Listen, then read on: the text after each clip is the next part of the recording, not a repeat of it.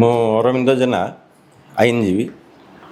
ବିଗତ କେତେ ଦିନ ହେଲାଣି ଏ ଘୁଙ୍ଗୁରୁ ମିଶ୍ର ଆଉ ମାନସ ଦାସ କେସ୍ ଭିତରେ ପୁରା ପେଶାପେଶି ଏ ବାବଦରେ ମୁଁ କିଛି କହିବାକୁ ଚାହୁଁଛି।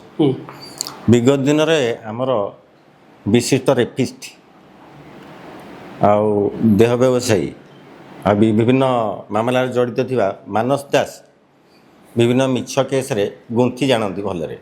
ଗୋଟେ ମିଛ କେସ୍ରେ ବିଗତ ଦିନରେ ଗୁନ୍ଥା ଯାଇଥିଲା ମୋତେ ଅରବିନ୍ଦ ଜେନା ଏବଂ ଘୁଙ୍ଗୁରୁ ମିଶ୍ର, ଯେଉଁଟାକି କମଳାକାନ୍ତ ନାମକ ଜଣେ କାର୍ପେଣ୍ଟର, ସିଏ 3 ମାସ ତଳେ ଗୋଟେ ମିଛ କେସ୍ ଗୋଟେ ଆଲିଗେସନ୍ ମାମଲାରେ ଆଣିଥିଲେ।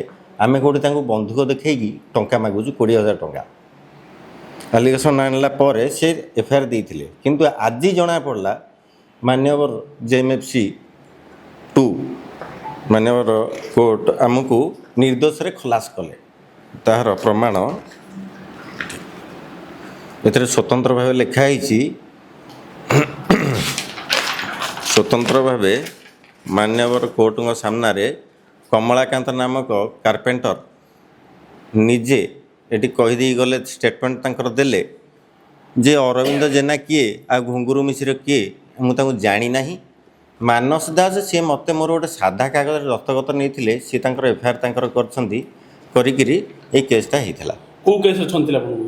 ଛନ୍ଦିଥିଲେ ଆମେ ତାଙ୍କୁ କାଳେ ବନ୍ଧୁକ ପିସ୍ତଲ ଦେଖେଇକିରି ଟଙ୍କା ମାଗୁଥିଲୁ। ବର୍ତ୍ତମାନ ପାଇଁ ଆପଣ ଯଦି ନିର୍ଦ୍ଦୋଷର ଖଲାସ ହେଲେ ତାଙ୍କ ନାଁ ଅଲଗା କିଛି ମାନହାନି କରିବେ ବୋଲି ଆସିଲେ? ନିଶ୍ଚିନ୍ତ ଭାବେ ମାନହାନି କରିବାକୁ ଆମେ ମାନହାନି କେସ୍ କରିବାକୁ ଯାଉଛୁ। ମାନସ ଦାସ IIC ଚନ୍ଦ୍ରଶେଖରପୁର ଆଇଓ ଯିଏ ଥିଲେ, ଏଥିରେ ଯେଉଁ ଗଣମାଧ୍ୟମ ଗୋଟେ ନିର୍ଦ୍ଦିଷ୍ଟ ଗଣମାଧ୍ୟମ ଯିଏ ଆମ ନାଁରେ ଏଠି ଅପପ୍ରଚାର କରିଥିଲେ ତାଙ୍କ ନାଁରେ ଏବଂ ମାନସ ଦାସ ନାଁରେ କମଳାକାନ୍ତ ନାଁରେ ମଧ୍ୟ ମାନହାନି ମକଦ୍ଦମା କରିବାକୁ ଯାଉଛି। ଆପଣଙ୍କ ଡିଗ୍ନିଟି ମୋରାଲିଟି ଡାଉନ୍ ହେଲା ଯେହେତୁ ଆପଣ ଜଣେ ବରିଷ୍ଠ ଆଇନଜୀବୀ, ନିଶ୍ଚିତ ଭାବେ ଆପଣ ଭାଙ୍ଗି ପଡ଼ିଥିବେ, ତୁଟି ପଡ଼ିଥିବେ, ପରବର୍ତ୍ତୀ ପଛରେ କିଛି ଖରାପ ଡିସିସନ୍ ନେବା ପାଇଁ ମଧ୍ୟ ବାଧ୍ୟ ହେଇଥିବେ, ସେମିତି କିଛି ହେଇନି? ନା ଆମେ ଆଇନଜୀବୀ ଭାଙ୍ଗି ପଡ଼ିବୁ କାହିଁକି? ଆମେ ଅନ୍ୟମାନେ ଭାଙ୍ଗିବାରେ ଆପଣ ଭାଙ୍ଗି ପଡ଼ିଥିବେ ଗୋଟେ ମିଛ ଆଲିଗେସନ୍ ଯେହେତୁ ଆପଣ ନାଁ ଲାଗିଲା। ଏମିତି ଅନେକ ଜାଗାରେ ଅନେକ ମିଛ ଆଲିଗେସନ୍ ଆଜ୍ଞା ଅଛି, ଯେଉଁଟା ସତଟା ସତ ମିଛଟା ମିଛ। ଆଜି ପ୍ରମାଣିତ ହେଲା, ସତ୍ୟର ଜୟ ହେଲା। କେତେ ଖୁସି ଲାଗୁଛି? ନିଶ୍ଚିନ୍ତ ଭାବେ ଖୁସି ଲାଗି। ସେତେବେଳେ ପୁଣି ଏଗେନ୍ ଯେମିତି ସେତେବେଳେ ପୁଣି ଥରେ ସେ କମଳାକାନ୍ତ କାର୍ପେଣ୍ଟରକୁ ଧରିକିରି କେସ୍ କରିଥିଲେ, ପୁଣି ଆଜି ମୁଁ ଶୁଣିବାକୁ ପାଇଲି ଖଣ୍ଡଗିରି ଥାନାରେ ଆପଣଙ୍କର ଜଣେ ଗଣମାଧ୍ୟମଙ୍କ ଭାଇଙ୍କ ମାଧ୍ୟମରେ ତାଙ୍କ ନାଁ ନେଇକିରି ପ୍ରିନ୍ସିପାଲ୍ ଆକ୍ୟୁଜ୍ ତାଙ୍କୁ କରିକିରି ପୁଣି ସୀତେଶ ପଟ୍ଟନାୟକ ଏବଂ ଘୁଙ୍ଗୁରୁ ମିଶ୍ରଙ୍କୁ ଆକ୍ୟୁଜ୍ କରି ଗୋଟେ ଫଲ୍ସ କେସ୍ ଏଗେନ୍ ସେ କରିଛନ୍ତି। ତେଣୁ ଏ ବାବଦରେ ଘୁଙ୍ଗୁରୁ ମିଶ୍ର ଶୁଣିଲା ପରେ ମାନସ ଦାସ କରିଛନ୍ତି। ମାନସ ଦାସ କରିଛନ୍ତି ତାଙ୍କର କୌଣସି ଆଇନଜୀବୀ ବନ୍ଧୁ ମାଧ୍ୟମରେ। ତେଣୁ ସେ ଉପରିସ୍ଥ ଆମର ପ୍ରଶାସନରେ ପୋଲିସ ପ୍ରଶାସନରେ କଥାବାର୍ତ୍ତା ହେଇଛନ୍ତି ଘୁଙ୍ଗୁରୁ ମିଶ୍ର।